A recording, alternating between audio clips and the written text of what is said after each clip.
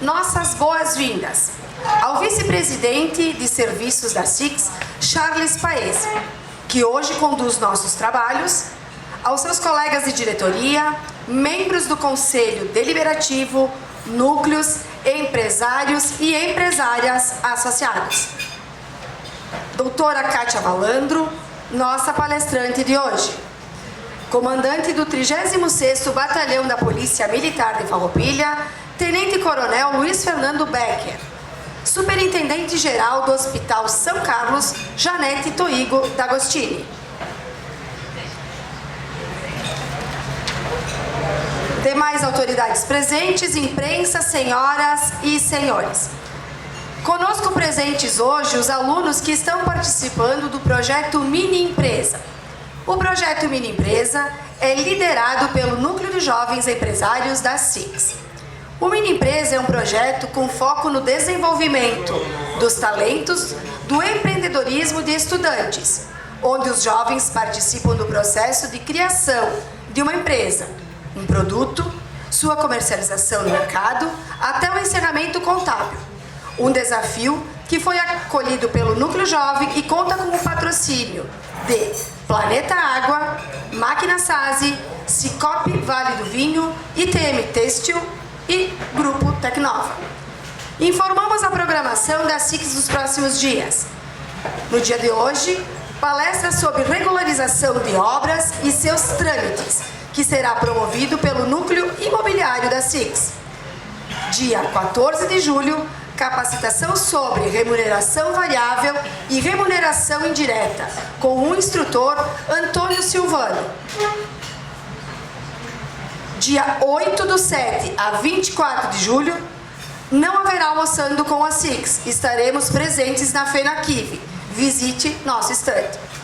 Dia 15 de julho, palestra com Simone Leite, que será realizada no auditório do Campus Universitário da UFS, em Farroupilha, e terá como tema Empreendedorismo Feminino, Oportunidades e Desafios, promoção do Núcleo da Mulher Empresária da SICS. 18 de agosto, retornaremos com o B2B. Você pode realizar a reserva do seu espaço com a SICS. Participe!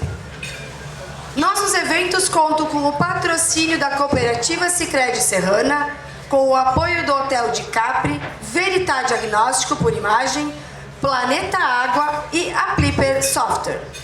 Antes de abrirmos os trabalhos de hoje, informamos que ao final da palestra, quem desejar fazer questionamentos à nossa palestrante, por gentileza sinalize solicitando o microfone.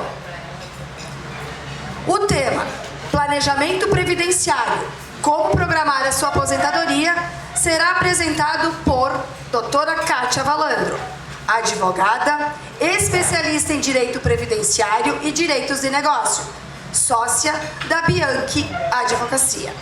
Convidamos neste momento o vice-presidente Charles para a mensagem de boas-vindas. Quero aproveitar a oportunidade, então, para, como já citado pelo protocolo também, nós temos o Mini Empresa com os produtos, os jovens do Mini Empresa com os produtos expostos e à venda também. É um porta-celular com espaço para carregador, então quem puder adquirir, o Mini Empresa agradece, nós da SIX também. Então hoje, nosso encontro, nós temos a doutora Kátia Valandro, com um tema bastante importante, né, que afeta a vida de todos nós, que é a aposentadoria, como programar, como planejar. Muitas pessoas esperam lá para o final do processo de pagamento para se dar conta, mas muitas vezes se constrói o caminho, não só o fim.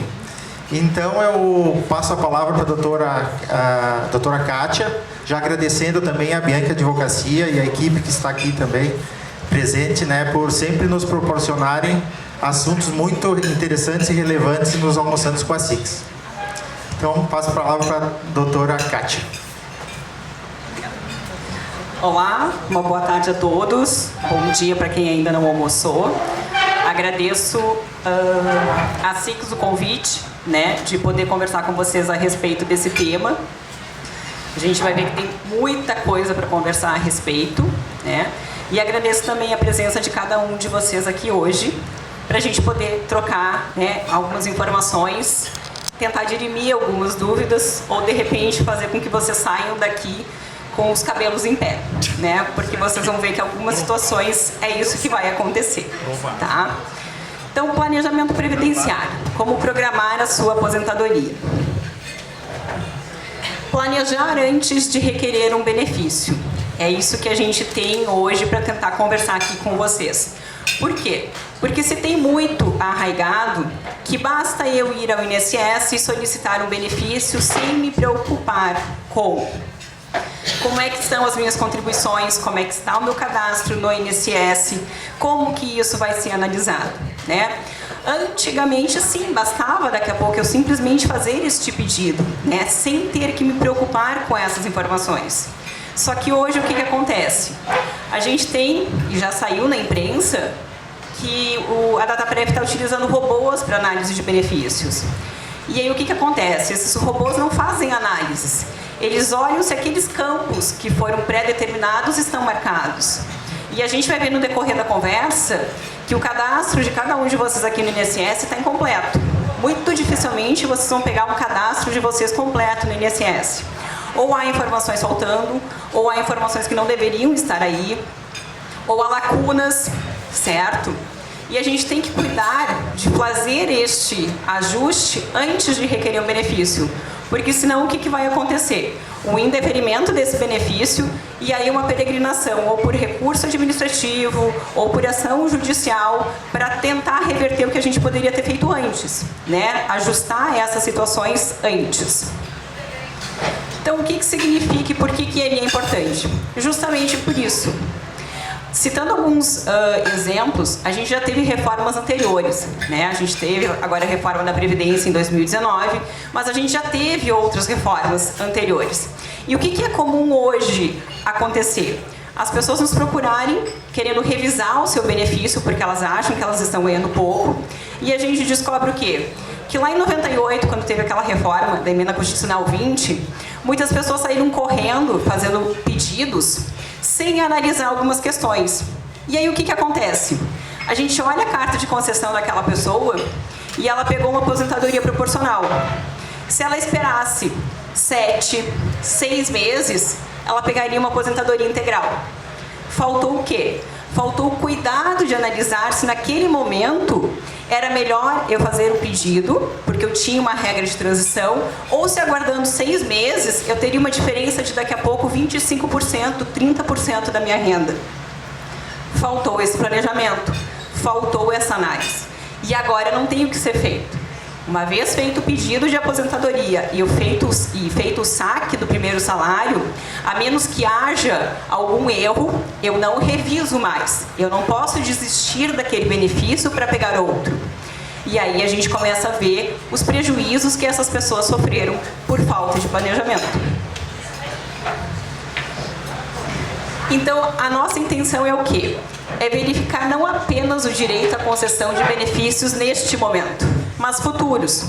Porque a gente vai conversar e a gente vai ver que a reforma de 2019, ela trouxe inúmeras regras de transição.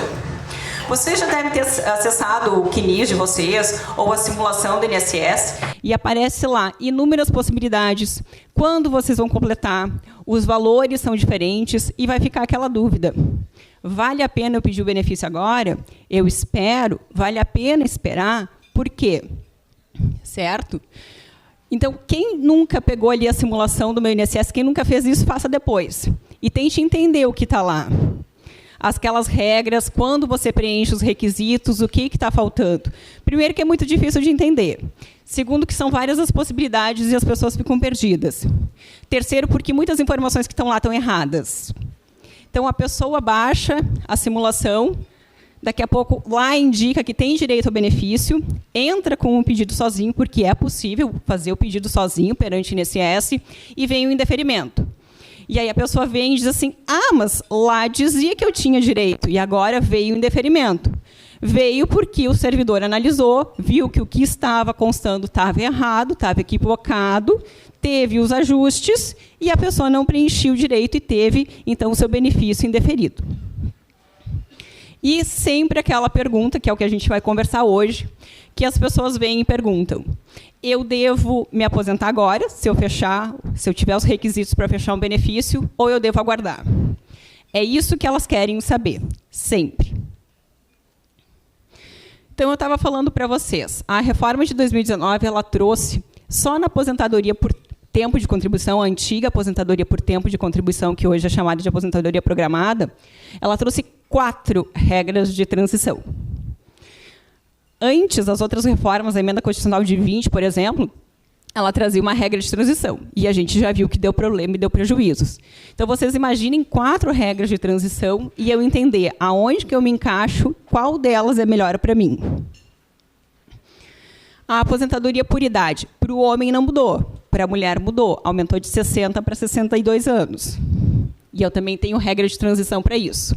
E regra de transição para aposentadoria especial, que agora não basta mais eu simplesmente fechar 15, 20 ou 25 anos de atividade especial, mas eu preciso também ter uma soma de pontos, ou seja, eu preciso ter uma idade. Então, o trabalhador que exerce atividade especial, que já é penalizado por estar exposto a agentes nocivos, é mais penalizado ainda, porque agora a lei exige que ele passe muito mais tempo ali exposto para fechar essa soma de pontos. Então, se a gente for ver no geral, eu tenho ali 6 regras de transição, fora o direito adquirido que eu já tinha antes. Então, a gente pode falar que umas 9 ou 10 possibilidades de aposentadoria, dependendo do tempo contributivo da pessoa, de onde ela laborou, o que ela fez, quais foram as atividades dela. Eu trouxe um exemplo aqui, para a gente conversar, de um segurado empregado do sexo masculino. Hoje ele tem 50 anos de idade. E até a emenda constitucional, lá em novembro de 2019, ele tinha 32 anos e 6 meses de tempo de contribuição. Faltou para ele fechar 35 anos naquela data, 2 anos e 5 meses. Hoje, ele tem 35 anos. Tá? O que a gente vai fazer para entender em qual regra de transição que ele se encaixa? Em novembro de 2019, eu tenho que fazer um primeiro cálculo, que vai ser a minha linha de corte. Lá eu tenho que definir quanto tempo eu tinha, quanto tempo faltou, e com base nessas 2 informações aqui, eu vou conseguir encaixar ele naquelas regras de transição que eu passei para vocês. E aí, eu só quero que vocês recordem disso aqui. Ó. Deixa eu ver. Voltar aqui. Hoje, ele tem 35 anos. Se eu não tivesse a reforma, hoje ele poderia se aposentar. Hoje, 2022. Quais são as regras aplicáveis para ele? a regra do pedágio de 50% não é aplicável, porque lá em novembro ele não tinha 33 anos. Para essa regra de transição de 50%, a lei exige 33 anos para o homem, em novembro de 2019, e 28 anos para a mulher. Ele não se encaixa nessa regra. Ele vai se encaixar nas outras 3. E aí a gente tem o quê? O pedágio de 100%, certo? Que exige o quê? Além do tempo de 35 anos e o pedágio de 100% do tempo que faltou em 2019, tá? Então, lembrem que faltou 2 anos e meio, então ele tem que ter 35 anos, mais esses 2 anos e meio. Ele precisa ter 60 anos de idade. Então, uma pessoa que poderia se aposentar hoje, pela regra antiga, ela vai se aposentar em janeiro de 32 pela reforma. Ela vai se aposentar daqui 10 anos. Esse foi o impacto da reforma na vida dela. As outras regras, ela acaba fechando em março de 2032 ou com 65 anos de idade em 2037. E aí a gente também vai ter diferenças de valores. Por essas regras aqui, a soma de pontos e a idade mínima, ela teria 5.100 de benefício, e pelo pedágio de 100%, ela tem 5.690. Nesse caso, claro, a mais vantajosa para ela vai ser o tempo que ela fecha antes, né, e o valor maior. Mas ela tem que esperar 10 anos. E aí começa a questão do planejamento. Porque, se vocês recordarem, eu disse que tem 2 requisitos nessa regra: a idade mínima e o tempo. Se ele já tem 35 anos, ele só precisa de tempo de contribuição de mais 2 anos e meio. Ele vai fechar esses 2 anos e meio logo. A idade é que ele demora 10 anos. Será que nesse outro período eu não poderia fazer um planejamento para ele, dependendo da atividade que ele realiza, tá? De ou contribuir menos, ou, se ele eventualmente for um segurado facultativo, de contribuir a cada 5 ou 6 meses só para manter a qualidade de segurado, e ao invés de eu ter 12 contribuições anuais, eu só tenho 2 contribuições anuais, e aí eu tenho um investimento menor, e mantenho ele vinculado ao INSS, aguardando somente fechar o requisito da idade? Claro, isso vai depender da atividade dele. Nesse caso, hoje eu não poderia fazer isso, porque esse segurado é um segurado empregado, então ele obrigatoriamente tem que recolher para a Previdência Social. Então, eu não tenho essa faculdade. Se ele sair do mercado de trabalho, qual que vai ser a preocupação dele? O que eu vou fazer? O que eu vou montar? Eu vou montar a minha própria empresa? Eu vou, de repente, contribuir de forma facultativa para o INSS para manter o meu vínculo? Porque a gente também tem que lembrar o seguinte: o INSS não é só aposentadoria. O INSS é um auxílio-doença, o INSS é uma aposentadoria por invalidez, caso ocorra alguma situação. O INSS é uma pensão para a minha família, se eu faleço. Então, a gente também tem que ter isso em mente. Não basta só me preocupar lá no final, eu quero me aposentar. E se eu falecer hoje, como é que fica a minha família? O meu cadastro está atualizado para o INSS? Ou a minha família vai ter problemas para regularizar alguma contribuição que eu fiz de forma equivocada? O segundo exemplo que eu trago é de um segurado facultativo. Ele é do sexo masculino, ele tem possibilidade de reconhecer tempo especial, então eu posso aumentar esse tempo que eu estou colocando aqui para vocês. Ele tem uma idade de 48 anos. Lá em novembro de 2019, ele tinha 29 anos, então a gente já sabe que ele não se encaixa naquela regra de transição dos 50%. Faltou, naquela época, 5 anos, e hoje ele tem 32 anos. Então, o pedágio de 50% não se encaixa. O pedágio de 100% ele fecha só em 2034, daqui 12 anos. E a soma de pontos também, a idade para esse caso também, ela continua não sendo vantajosa para ele. Recordem que ele tinha 32,4 agora. Então, mais 2 anos e meio, 2 anos e 8 meses, ele fecharia os 35 na regra antiga. Então, seriam 2 anos e meio, um pouquinho mais, e ele estaria aposentado. Com a reforma, 12 anos. Também aqui praticamente aumenta 10 anos o tempo de contribuição dele, para ele conseguir se aposentar. E por que ele procurou o escritório? porque ele queria saber se valeria a pena ele voltar. Como ele é facultativo, ele pode escolher, ele tem o arbítrio de escolher contribuir entre o salário mínimo e o teto do INSS, tá? Porque ele recolhe de forma facultativa. Então, ele pode fazer essa jogada, e ele queria saber se vale a pena contribuir esses 10, 12 anos que faltam pelo teto. E aí a gente começa a pensar o quê? Bom, de novo, eu falei para vocês, o pedágio de 100%, essa regra ela exige 2 requisitos: tempo e idade. Eu posso, então, fazer para ele a seguinte simulação. A gente fecha o tempo de contribuição que tu precisas, certo? Que vai ser os 35 anos mais aqueles 5 anos e alguns meses que faltou de pedágio. E depois disso, a gente faz contribuições para manter a tua qualidade de segurado, o teu vínculo com o INSS, tá? Para fazer o quê? Quanto menos eu pagar e o meu maior retorno. Vale a pena contribuir sobre o teto? A gente não tem como responder isso agora sem fazer cálculos, sem verificar o CNIS da pessoa, sem verificar a média dela, certo? E saber se o que ela vai investir pagando sobre o teto vai representar alguma mudança na média dela a ponto de valer a pena eu contribuir sobre o teto. Porque, senão, o quê? As pessoas têm muito errada a ideia de vou contribuir sobre o teto. Ou, como ainda é muito antigo, né? Muitos anos atrás, a regra de cálculo do INSS eram os últimos 3 anos de contribuição. Então, é muito comum as pessoas ainda hoje chegarem no escritório e perguntarem: falta 3 anos, eu quero contribuir sobre o teto. E eu olho para a pessoa e eu digo assim: o que tu vai fazer? Porque hoje é desde julho de 94. Eu faço uma média.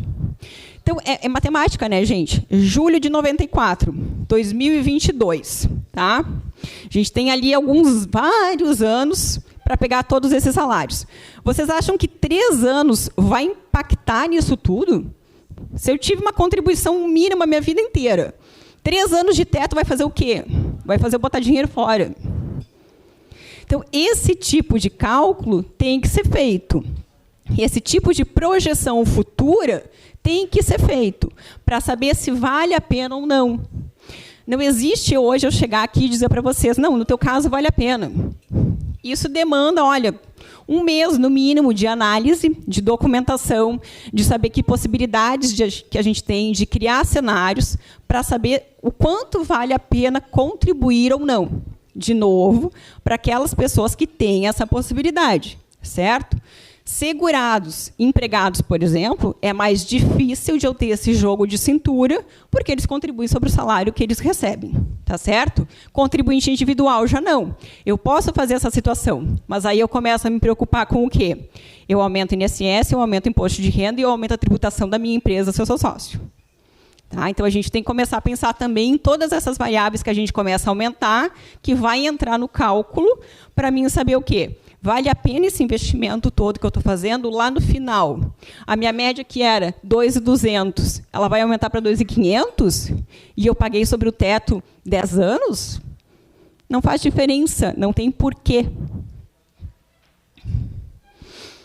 E outra situação que a gente fala de planejamento, agora saindo um pouco dessas regras de transição e desses cenários pavorosos que eu trouxe para vocês, de esperar 10 anos para se aposentar. O que eu falava a respeito de cadastro, né? A gente tem o CNIS, que é o Cadastro Nacional de Informações Sociais. Lá constam todas as informações de vocês a respeito dos vínculos contributivos, certo? Nas empresas que vocês trabalharam, qual era o salário de contribuição de vocês, quando isso foi pago. Para segurado facultativo, por exemplo, eu tenho como saber se as contribuições foram feitas a tempo ou se elas foram pagas de forma extemporânea. A mesma coisa para o contribuinte individual, se a GFIP foi entregue em dia, se a GFIP não foi entregue em dia. E eu tenho indicadores. E esses indicadores significam o quê? Que aquela simulação do INSS que estava me dando 35 anos, se eu tiver indicador, não vai passar, porque eu tenho que resolver esses indicadores antes de fazer o pedido. Porque, senão, o sistema do INSS ou aquele servidor que não tem vontade de trabalhar vai negar porque tem aquele indicador e porque eu não resolvi aquele indicador. Hoje, com a reforma, a gente tem mais de 50 ou 60 indicadores. É horrível. Para cada competência, eu vou ter que verificar qual que é o ajuste que eu tenho que fazer. E por que a gente começa a se preocupar com isso agora? Porque muitas empresas vão fechar, muita documentação vai sumir. Quem nunca ouviu a história da pessoa que tinha direito a um tempo especial lá em 80, em 90, mas a empresa calçadista fechou, o síndico da massa não tem mais documentação, eu não tenho como provar, eu tenho que ir atrás de um laudo complementar, de um laudo similar, de uma perícia em outro local, dependendo, né, de conseguir isso no judiciário, porque administrativamente eu não vou conseguir, certo? Então, as consequências desses indicadores no CNIS de vocês eu preciso resolver esses ajustes. Há indicadores que são só ajustes que o INSS já fez, há indicadores de pendências que eu tenho que apresentar a documentação comprobatória disso. Tá? Há indicações, por exemplo, de que eu recolho como MEI, e quem recolhe como MEI hoje não faz a complementação dos 15%, não tem direito à aposentadoria por tempo de contribuição, só por idade. Então, esse é um indicador que, se um MEI tentar pedir uma aposentadoria por tempo de contribuição, não vai conseguir. Aquele tempo que ele contribuiu não conta para tempo de contribuição, a menos que eu faça a complementação. E complementação é sobre o mínimo. Não saiam por aí achando que pode complementar sobre o teto, porque não pode. É dinheiro colocado fora. Tá? A partir de 2019, a gente tem ainda uma outra situação pior, que é contribuições abaixo do mínimo. Para o contribuinte individual e para o facultativo, isso já tinha. Né? A gente não podia, o contribuinte individual e o facultativo sempre tiveram que complementar contribuições abaixo do mínimo para poder utilizar como tempo de contribuição. A partir da reforma, o empregado também tem que fazer isso. Então, se a gente pega aquelas pessoas que têm um trabalho intermitente, têm um trabalho parcial, na pandemia, toda aquela redução de jornada de trabalho, que teve contribuições abaixo do mínimo, todo esse tempo de contribuição abaixo do mínimo não é tempo de contribuição, a menos que eu resolva. E eu tenho algumas situações para resolver isso. Eu posso compensar, eu posso complementar por guia DARF, eu posso fazer agrupamento, certo? Eu posso fazer tudo isso, mas eu tenho que analisar o que é melhor para mim. Por quê? Se, por exemplo, eu fizer um agrupamento, se de 2 contribuições abaixo do mínimo eu conseguir somar e fizer uma, eu não tenho 2 meses de tempo de contribuição, eu tenho 1. E isso vai fazer falta. Eu não tenho 2 meses de carência, eu tenho 1 mês de carência. E isso pode fazer falta. Então, daqui a pouco não vale a pena eu agrupar. Eu vou ter que complementar. Vínculos em aberto. É muito comum, gente, muito mesmo. Principalmente períodos antigos. A gente pegar o CNIS e descobrir que, embora tenha dado baixa na nossa carteira de trabalho daquele vínculo de emprego, no INSS não consta baixa. Tá? Então, tem segurado, por exemplo, que trabalhou em 2 ou 3 empresas, uma delas não tem a data fim, e ele começou a contribuir como facultativo, porque ele estava fora do mercado de trabalho. Aquele período de facultativo, o INSS não reconhece, porque tem um vínculo em aberto, e o que o sistema, né, de novo, o sistema entende. Opa, tem um vínculo em aberto, tu era contribuinte obrigatório, tu não pode contribuir como facultativo. Então, o que tu contribuiu como facultativo não vale. Tu tem que regularizar isso. Aí a importância de eu regularizar isso o quanto antes, para evitar problemas futuros. Ou fazer isso no momento da aposentadoria. Quando eu for encaminhar o benefício, tá, no meu requerimento, exigir e pedir todos estes ajustes, sob pena de simplesmente ser indeferido por não ser reconhecido aquele tempo. Então, os diversos cenários de um planejamento. Como e quando solucionar essas pendências do CNIS, eu posso fazer isso hoje, eu posso fazer isso no momento da minha aposentadoria. Talvez hoje o ideal seja eu já ter essas empresas ainda abertas, eu já ter a disponibilidade de conversar com o RH, de pedir um PPP, de pedir uma alteração de PPP, de pedir uma ficha de empregado para regularizar essa situação.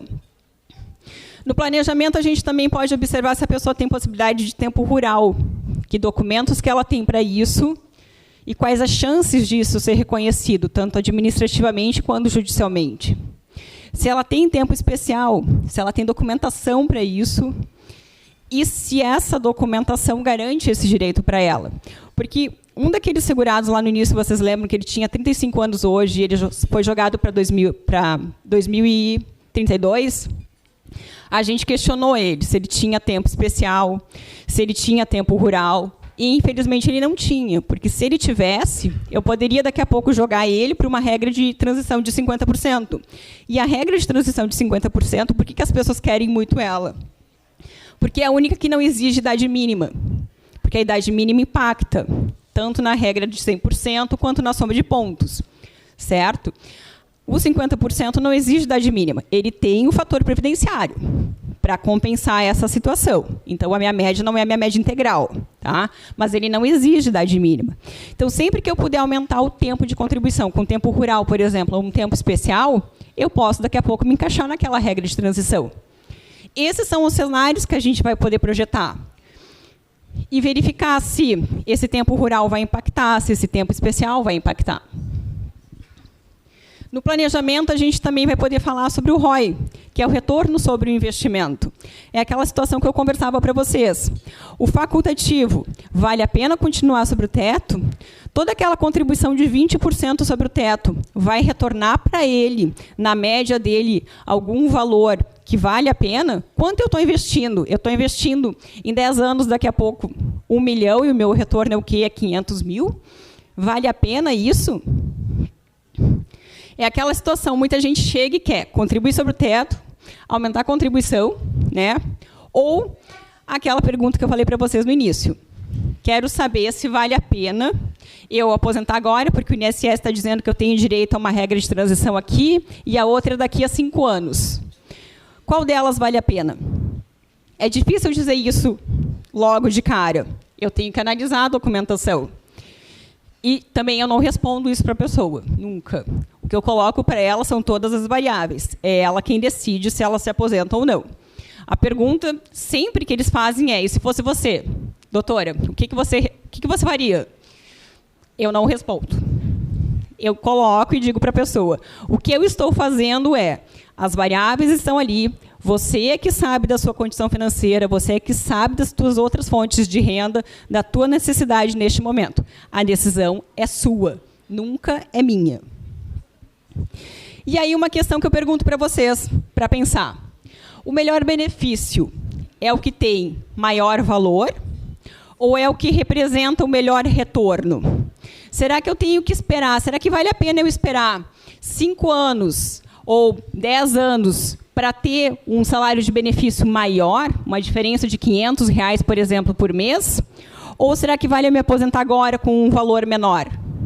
Quanto tempo eu vou levar nesses 10 anos para depois conseguir chegar naquele valor e recuperar aquela aposentadoria que eu esperei mais 10 anos? Tudo isso é cálculo, tudo isso são projeções. O planejamento visa responder esse tipo de questionamento, porque é comum, é o que existe em todo caso. Basicamente, por conta de todas essas regras de transição. Vocês vão verificar, se vocês começarem a fazer, pelo menos a simulação de quando vocês fechariam o tempo de contribuição de vocês, quando que eu fecho isso? Né? Em que ano que eu fecho cada uma dessas regras de transição, que foi o que a gente viu nos 2 exemplos. Vale a pena esperar uma regra com um valor maior daqui 4, 5 anos?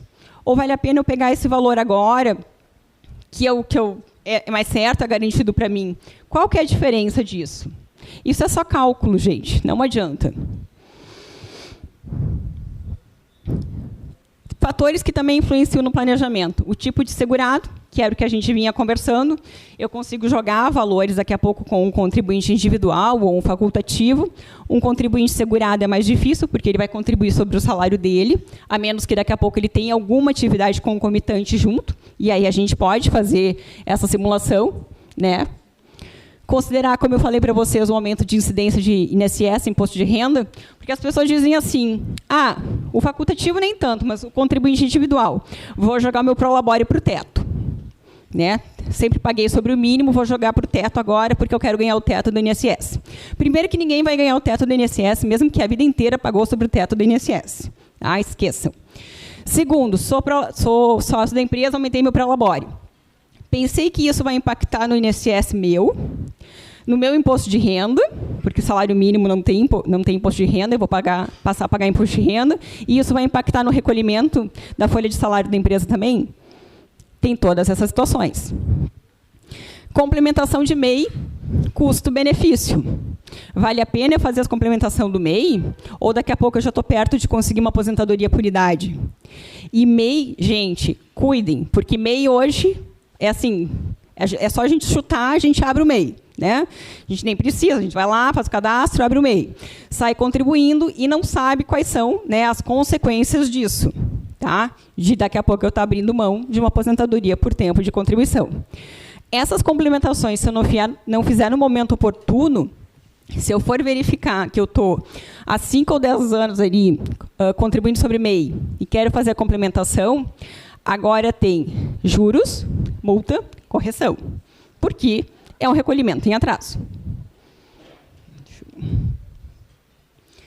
Também fatores que influenciam a manutenção da qualidade de segurado, foi o que eu falei para vocês no início, né, do segurado facultativo de se manter vinculado ao INSS, porque eu preciso pensar nas questões de pensão e de auxílio-doença. Qual que é a minha expectativa de vida? E isso interfere em saber se vale a pena eu me aposentar agora, com um valor menor, ou aguardar 5 ou 6 anos por um valor maior. E quais são os meus sonhos, os meus projetos, as minhas outras fontes de renda. É comum as pessoas chegarem e falarem, eu vou pegar este valor, embora menor, porque eu quero abrir meu próprio negócio, eu já tenho um imóvel que me dá uma renda de aluguel, eu tenho algum outro sonho de abrir meu próprio negócio, e esse valor vai me auxiliar. Ou eu vou me aposentar agora, porque eu vou continuar no emprego, depois que eu sair do mercado de trabalho, esse valor vai me servir para fazer alguma outra coisa. Por isso que eu digo, cada caso é um caso. Não tem como a gente definir que vale a pena esperar o melhor, o benefício de maior valor. Muitas vezes vocês vão ver que o melhor benefício não é o de maior valor. É o que vai dar o melhor retorno para vocês, o que vocês antes vão conseguir usufruir do valor que vocês pagam para o INSS. E sempre vai depender da situação de vocês. Já teve situações ali no escritório que a pessoa poderia esperar e ela ganharia o dobro ou mais. Tá, gente? Ela sairia de uma aposentadoria de 1.500 para 3.000 e tanto. Só que, em razão de uma situação particular, de um familiar dela, com doença, ela optou por receber aquele valor, ciente de que a vida inteira depois ela vai receber um salário mínimo. É isso que a gente tem que pensar também, não é só agora. Eu sempre digo, a pessoa pensa assim, não, mas isso vai aumentar minha renda agora, porque eu estou trabalhando. E aí olha para a pessoa e digo, tá, e depois? Quando tu sair do mercado de trabalho, como é que tu vai se manter? Porque hoje tu tem 2 rendas, se tu se aposentar. O salário de benefício e o teu salário. Quando tu sair do mercado de trabalho, lembra que é só o salário que vai ficar. E se é de um salário mínimo, vai ser de um salário mínimo. Não queiram tentar fazer revisar ou se desaposentar depois e trocar de benefício, porque não dá. As etapas, então, de um planejamento são a análise do período contributivo, os indicadores de CNIS, que vocês vão ter que são vários. Se eu posso aumentar esse tempo de contribuição e me encaixar em uma outra regra de transição, por conta de um tempo especial ou de um tempo rural. Simular todas as minhas opções de aposentadoria e valores, e aí decidir. Um planejamento detalhado das possibilidades de aposentadoria nas diversas regras de transição tornou-se um instrumento fundamental de todo segurado. Não tem hoje, gente, não tem hoje como fazer um pedido de aposentadoria para o INSS sem analisar o CNIS de vocês, sem analisar os indicadores, sem analisar se eu esperar 6 meses essa renda não vai aumentar. Não é porque o INSS, lá na sua simulação, diz que hoje eu tenho direito a um benefício, que eu poderia sair pedindo benefício hoje. Não é o indicado. Avalie, veja se está tudo correto, veja o seu cadastro e veja se daqui a um ano, daqui a pouco não tem um valor maior, que vale a pena esperar.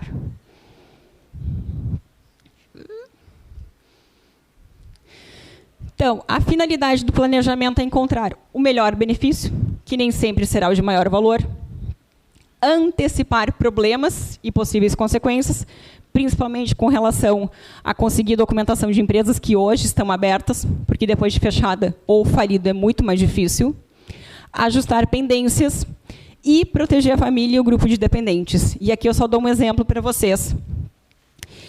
O decreto de 2020, ele previu a hipótese de que falecimento do segurado, aqueles ajustes de valores abaixo do mínimo têm que ser feitos até o dia 15 de janeiro do ano seguinte à sua morte.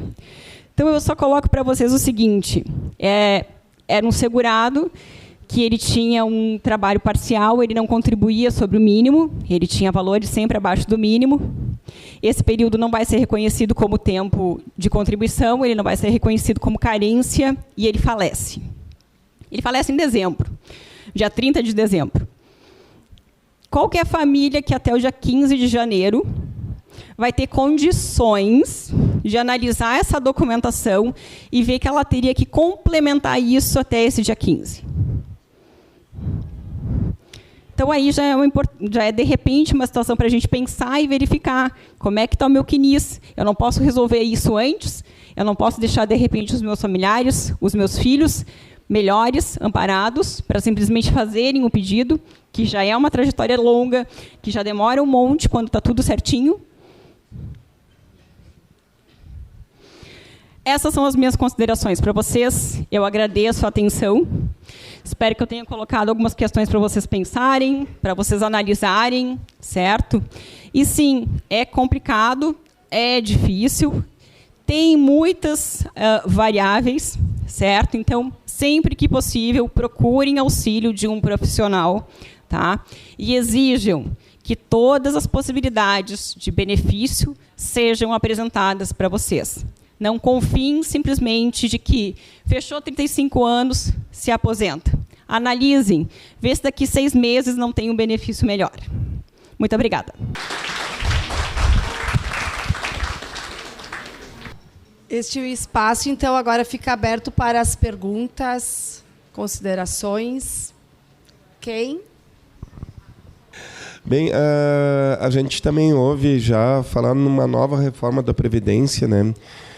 Existe mesmo essa possibilidade? O que a gente está ainda por vir mais ainda, né? Porque a gente já, olhando a palestra, 10 anos para uma pessoa, imagina, é um impacto muito grande e garanto que muitas pessoas não perceberam ainda essa realidade na sua vida.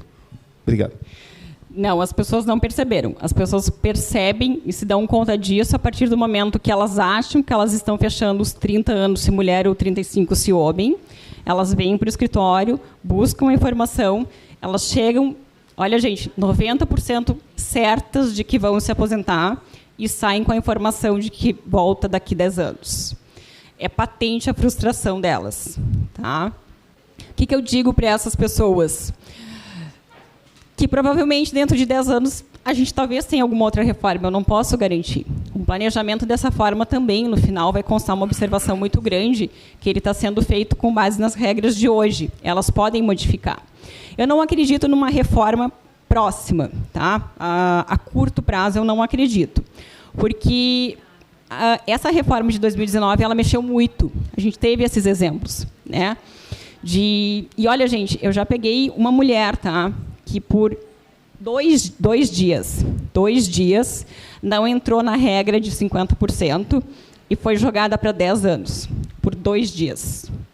Por conta que lá em novembro de 2019 ela não tinha os 28 anos. Ela tinha 27 anos, 11 meses, 28 dias. Tá? Então, não acredito numa reforma a curto prazo, não. É desgaste político, ano de eleição, não acredito que o Congresso vá se debruçar de novo sobre isso, sobre uma reforma deste porte, tá? Nos próximos anos, a curto ou médio prazo, não. As pessoas estão se dando conta agora do impacto da reforma na vida delas, e eu digo na vida e nos sonhos e projetos, né? Porque muitas vezes as pessoas trabalham esperando fechar os 35 anos, de repente sair, abrir o seu próprio negócio, ter alguma outra informação ou situação, né?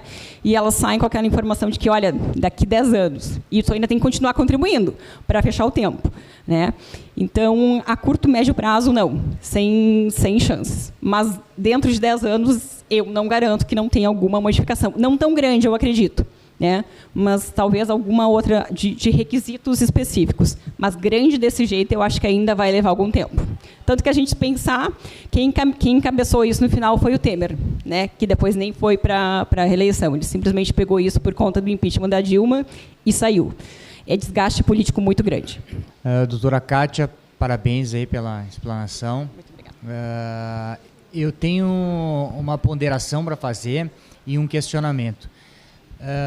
Antigamente, as pessoas reuniam a sua documentação, encaminhavam no INSS e se aposentavam. Hoje, o direito previdenciário, a área previdenciária, talvez seja uma das mais complexas e que tem mais modificações constantes dentro do direito. A pergunta que eu faço é a seguinte: pensando no planejamento, existe alguma idade ideal ou um tempo de serviço ideal para que a pessoa, a partir daí, comece a pensar em procurar um profissional para se assessorar visando o planejamento da sua aposentadoria? Não, Maurício, não diria que tem isso, que tem uma idade certa para isso. Não. Talvez meio do caminho, eu diria, porque, de repente, assim, o que a gente pode pensar? No início, são 35 anos ou 30 anos, no mínimo, e é muito tempo, né? E ainda tem idade mínima, porque essas pessoas provavelmente vão entrar na regra permanente, nem em regra de transição. Então, eu acho que é muito tempo para se querer planejar alguma coisa.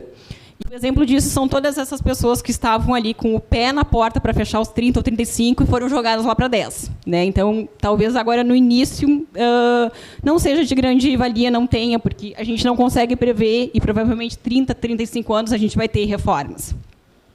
No final do período também eu não vejo tanta... dá para rever as questões de CNIS. Isso sim, a gente pode fazer ajustes e ir atrás de documentações. Mas faltando também 2 ou 3 anos, não vejo o que a gente possa fazer, a não ser simulações e orientar a pessoa de quando ela fazer o pedido, qual seria o melhor benefício dela. Né? O planejamento seria neste sentido para essas pessoas que estão próximas de conseguir preencher os requisitos. Quando que elas preenchem e qual que é o melhor benefício para elas. Quem está ali no meio termo, no meio do caminho, certo? Tem mais chances porque consegue jogar daqui a pouco, dependendo do tipo de segurado, com valor de contribuição, com tentar manter uma média alta ou não, dependendo qual que é a situação dela. Então, eu acho que assim, tem diversos níveis. O planejamento também é bom por isso. São diversas situações que eu posso jogar, não é uma só. Eu posso trabalhar só com a questão de ajustes de indicadores. Eu posso trabalhar com a questão de quando eu vou preencher os requisitos e quando que seria o melhor momento para mim fazer o pedido. Eu posso trabalhar com o fato de conseguir jogar as minhas contribuições, aumentando ou não o meu prolabore ou a minha contribuição sem facultativo, para conseguir uma renda que eu espero que seja o ideal, que seja o que ok. Lá, daqui tantos anos, eu quero receber 4 mil de aposentadoria, por exemplo. Então, são diversos perfis que a gente pode trabalhar. Doutora Kátia, Tudo parabéns bom? Aí pela explanação. Muito obrigada. Cheguei um pouco atrasado, mas ainda deu para pegar ver a complexidade do assunto, né? E dada essa complexidade, variáveis, possibilidades e tudo mais, eu vejo que também a possibilidade de dar errado é muito grande. E dando errado, judicialização com certeza. Como é que está o outro lado? Eu vejo que, enfim, os doutores estão se preparando muito bem para embasar as argumentações. Mas como é que está a receptividade e a celeridade? Como é que está, digamos, a parte do INPS, da Seguridade, para dar retorno a essas demandas aí? Olha, gente, tá complicado, tá difícil, tá? E aqui a gente também tem uma questão do planejamento e do profissional do advogado que vai assessorar nisso, é verificar qual que é o melhor caminho para aquela situação, para aquele segurado. Tá? Existem situações que é melhor eu manter a discussão de forma administrativa e fazer recursos até chegar ao conselho de recursos, e existem situações que eu posso judicializar já. Tá? O que eu sempre tenho que pensar é o seguinte: o que eu apresentar no INSS é o que eu vou levar para o judiciário. Não existe hoje a possibilidade de eu fazer um pedido sem documentação nenhuma no INSS e querer apresentar toda a documentação no judiciário. Tá? Porque o judiciário simplesmente vai olhar e dizer assim: tu não apresentou nada lá, falta interesse de agir para ti porque tu não permitiu que o INSS analisasse a documentação. Volta 2 casinhas e começa tudo de novo. Se eu apresentar um documento, que é o documento essencial, que eu não apresentei no processo administrativo, por exemplo, se eu já estou uns 3 anos discutindo, e se o judiciário entender que aquele documento foi o documento correto, eu não tenho atrasados de 3 anos. Porque o judiciário vai entender que o meu direito começou a partir do momento que eu apresentei aquele documento. Então, eu perdi 3 anos de atrasados. Dependendo do salário de benefício, é um bom valor. A questão de demora de análise de benefícios, geralmente está demorando em torno de uns 6 meses na agência. Tá? De 6 a 7 meses na agência, a gente está tendo algum retorno. Recursos administrativos é pior, é no mínimo 2 anos para mais. Tá? E eu falo só da primeira instância, ainda tem um conselho depois. E indo para o judiciário, dependendo da situação, a gente tem ali mais uns 2 anos, ou 3, dependendo se eu vou para o juizado ou se eu vou para o procedimento normal. Algumas demandas, pelo entendimento administrativo, por incrível que pareça, é melhor eu manter no administrativo e não judicializar.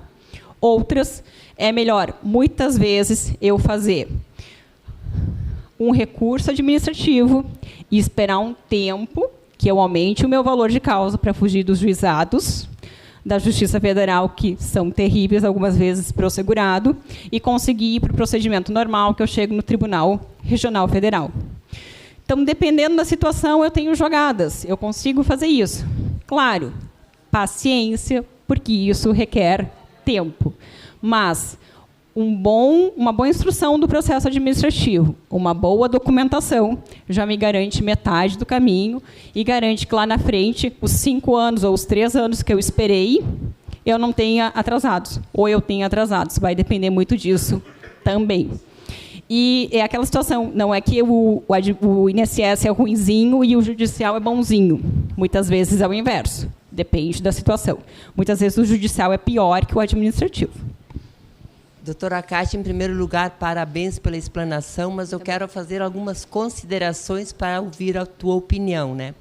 Nós falamos aqui, ouvimos aposentadoria. Aposentadoria, você se aposenta depois de 25, 30, 35 de trabalho, tranquilo, né? Mas como é que eu vejo no mercado hoje, o que acontece? Digamos, todos esses jovens que estão trabalhando... não, eu não vou pagar porque eu sou muito jovem, não sei o quê. Só que nós não temos que pensar só na aposentadoria. O cara pode quebrar uma perna, quebrar as 2 pernas, pode ficar inválido, e daí o benefício dele estaca 0. E a velha história, a aposentadoria do INSS é um salário de fome, não faço nada com ele. Ruim com ele, pior sem ele, né? E outra coisa que eu quero comentar também é o seguinte, que principalmente nos autônomos, nos profissionais liberais. Bom, eu sou uma profissional que ganho R$10.000 por mês, eu deposito no banco, sou pão dura, não gasto nada, boto meu dinheiro no banco. Legal, parabéns. Aí eu declaro, porque se eu botei 120 mil no banco no ano, eu tenho que declarar os 120. Aí eu vou lá na declaração, boto lá os 10 mil por mês, aleluia, estou em dia com a Receita Federal. Mas não podemos esquecer que a Receita e o INSS se falam. Eu já vi muitos profissionais serem chamados para pagar os 20% sobre o salário base, que hoje é 7.070, se não me falha a memória. Que é o teto. Então, o que acontece? Não podemos olhar só para o lado da aposentadoria, no meu ponto de vista, né, doutora? Não sei se eu estou certa. E outra consideração que eu quero fazer, que eu vejo no dia a dia, às vezes uma pessoa tem 3 empregos, certo? Mas a pessoa que faz a folha, que faz os documentos, eles não colocam que tenha duplos vínculos, né? E daí, na hora que vai se aposentar, o cara marcha. Só essas considerações. Obrigada, Nádia. 3 considerações, então vamos lá. A primeira delas, né? A gente não pode falar só de aposentadoria. Sim, tanto que no início eu falei, tanto a questão de proteger a família, né? INSS não é só aposentadoria. INSS é um auxílio-doença, é uma aposentadoria por invalidez, que ninguém quer, mas pode ser preciso. INSS é uma pensão por morte, né? Covid está ali, pandemia está ali, para provar quantas pessoas ficaram sem o salário do provedor e daqui a pouco, né, com uma pensão, de repente, delimitada, dependendo se a cônjuge era casada ou não, se tem que provar união estável ou não, qualquer idade dos filhos ou não, né? Então, sim, INSS não é só aposentadoria. Essas pessoas que acham que não vale a pena contribuir, eu sempre digo, tá, e aí, se acontece alguma coisa contigo, como é que ficam os seus filhos? Se tu morre hoje, o teu filho vai ter pelo menos uma pensão ou ele não vai ter pensão? Se tu hoje é atropelado na rua e quebra as 2 pernas, como é que tu vai se manter esse tempo todo se tu não contribui para o INSS? Da onde é que vai vir a tua renda? É o que tu falaste. Ruim com, pior sem. Né? Então, sim, a gente tem que parar também, daqui a pouco a gente tem que começar a falar mais ainda sobre isso, de as pessoas mudarem o pensamento delas de que INSS não é só aposentadoria. INSS é uma previdência. É para todos os infortúnios da vida. É um auxílio-doença, é uma aposentadoria por invalidez, eu não sei o que vai acontecer comigo amanhã, que tipo de doença vai me acometer, certo? É uma pensão por morte, se eu falecer. Pelo menos para minha esposa, para o meu esposo, para os meus filhos, certo? Segunda situação, que é... Agora eu estou esquecida. Isto. Esta também é batente, né? As pessoas ali querem pagar sobre o mínimo, declaram uma renda sobre o teto ou mais, né? E acham que está tudo bonitinho. INSS e Receita se conversam. Gente, contribuição para o INSS, se eu sou obrigatório, tá? Facultativo sai disso. Se eu sou obrigatório, eu não tenho escolha. Então, muitas vezes, hoje, para a pessoa, eu quero vir aqui, eu quero contribuir sobre tal valor. Primeiro, foi o que eu sempre disse aqui, né? A minha palestra eu fui dizendo, o segurado, empregado, a gente conversa diferente porque ele contribui sobre o salário dele, eu não tenho muita ingerência sobre isso. Contribuinte individual, o que eu falei para vocês? Eu tenho que pensar que aumentar o meu prolabore do mínimo para o teto significa aumentar o meu imposto de renda, aumentar o INSS, aumentar o INSS da empresa. E eu não posso simplesmente começar a tirar um prolabore ali, ou declarar uma renda de 10 mil e não pagar, daqui a pouco um carnê-leão, ou não pagar INSS sobre isso. Cruza, dá vínculo, eu vou ser autuado. INSS é contribuição sobre a renda. O que eu recebi, eu tenho que contribuir sobre isso. Não é eu ir lá e decidir que esse mês eu vou contribuir sobre 5, mês que vem sobre 4. Qual foi a minha renda esse mês? Se eu sou um profissional liberal, um dentista, um médico, qual foi a minha renda? O que eu recebi de valores? É sobre aquele valor que eu tenho que contribuir. Não é um valor da minha cabeça que eu acho bonito, de forma alguma. E o último, que é atividades concomitantes, né? É muito importante, se a pessoa tem vários vínculos, que ela informe todos os RHs desses vínculos, certo? Que daqui a pouco ela eleja um. Olha, neste aqui eu contribuí sobre até tanto. Neste aqui eu cheguei a tanto. Neste aqui eu só tenho que contribuir até o teto. Eu tenho que somar essas atividades concomitantes e pagar até o teto. Se na primeira delas eu já pago até o teto, nas outras eu não pago. Só que ninguém tem bola de cristal. Eu tenho que informar isso. Eu tenho que informar a empresa para a qual eu sou prestador de serviços que ela não tem que reter o meu INSS, certo?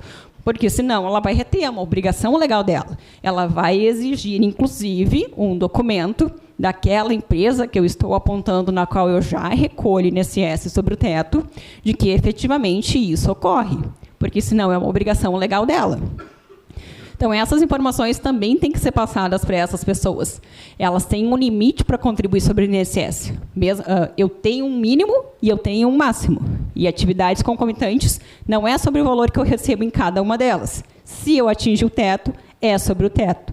Só que eu tenho que informar para essas empresas essa situação.